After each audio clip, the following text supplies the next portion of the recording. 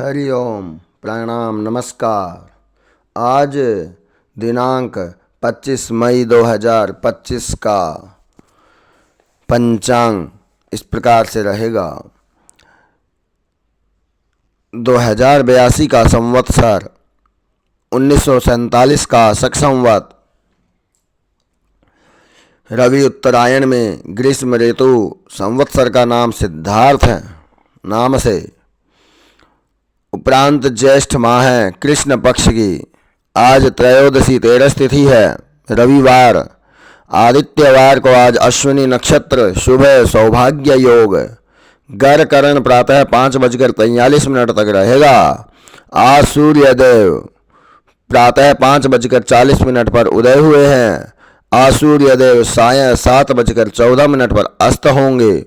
आज चंद्रदेव मेष राशि में गति करेंगे। आज सूर्यदेव वृषभ राशि में गति करेंगे। आज विशेष भद्रा काल, स्वर्गे भद्रा शुभम कुर्यात्।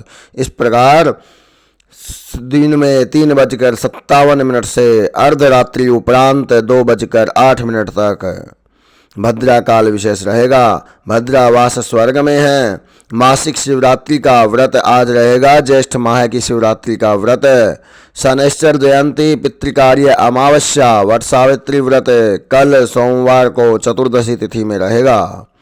परसों मंगलवार को देवकार्य अमावस्या, वट पूजन मरुस्थले शुभ रहेगा तथा परसों अमावस्या 8:37 तक प्रातः काल रहेगी।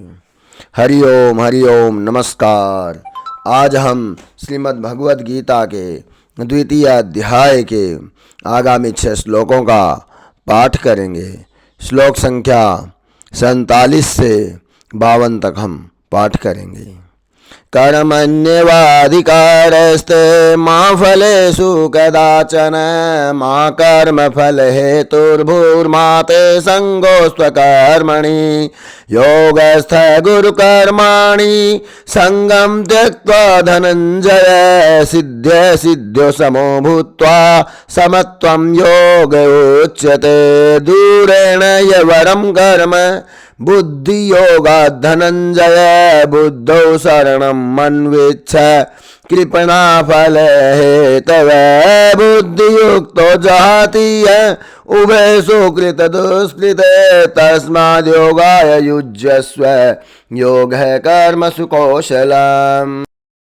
कर्मजं बुद्धियुक्ता हि फलं त्यक्त्वा मनीषिणः, जन्मबन्ध विनिर्मुक्ता पदं गच्छन्ति नामयम्। यदा ते मोहे कलिलं बुद्धिर्व्यतितरिष्यति, तदा गन्तासि निर्वेदं श्रोतव्यस्य श्रुतस्य च। ओम श्री कृष्ण गोविंद हरे मुरारी, हे नाथ नारायण वासुदेवा। भगवान श्री कृष्ण अर्जुन से कहते हैं, हे अर्जुन, तेरा कर्म करने में ही अधिकार है।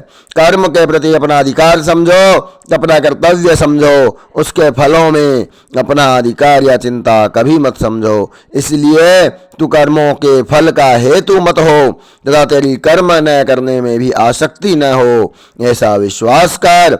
हे धनंजय, तू आसक्ति का त्याग कर और सिद्धि और असिद्धि में समान बुद्धि वाला होकर योग में स्थित हुआ कर्तव्य कर्मों को कर। समत्व ही योग कहलाता है। जो कुछ भी कर्म किया जाए उस कर्म के पूर्ण होने और न होने में तथा उसके फल में समभाव रहने का नाम ही समत्व कहा गया है। समत्व रहने वाले धीर पुरुषों को कभी फल मिले ना मिले, फल हो ना हो, वे केवल कर्म में विश्वास रखते हैं, फल के प्रति कभी उदासीन नहीं होते। इस समत्व रूप बुद्धि योग से सकाम कर्म अत्यंत ही निम्न श्रेणी का है। इसलिए हे धनंजय, तू सम बुद्धि में ही रक्षा का उपाय ढूंढ, बुद्धि योग ही आश्रय ग्रहण कर, क्योंकि फल के हेतु बनने वाले अत्यंत दीन होते हैं। सम बुद्धि युक्त पुरुष पुण्य और पाप दोनों को इसी लोक में त्याग देता है, उनसे मुक्त हो जाता है इसीलिए तू समत्व रूप योग में लग जा। यह समत्व रूप योग ही कर्मों में कुशलता है, अर्थात कर्म बंधन से छूटने का उपाय है। क्योंकि सम बुद्धि से युक्त ज्ञानी जन कर्मों से उत्पन्न होने वाले फल को त्याग कर जन्म रूपी बंधन से मुक्त हो निर्विकार परम पद को प्राप्त हो जाते हैं। जिस काल में तेरी बुद्धि मोह रूपी दलदल को भली भांति पार कर जाएगी, उस समय तू सुने हुए और सुनने में आने वाले इस लोक और परलोक संबंधी सभी भोगों से वैराग्य को प्राप्त हो जाएगा। हरि शरणम हरि शरणम हरि शरणम हरि शरणम।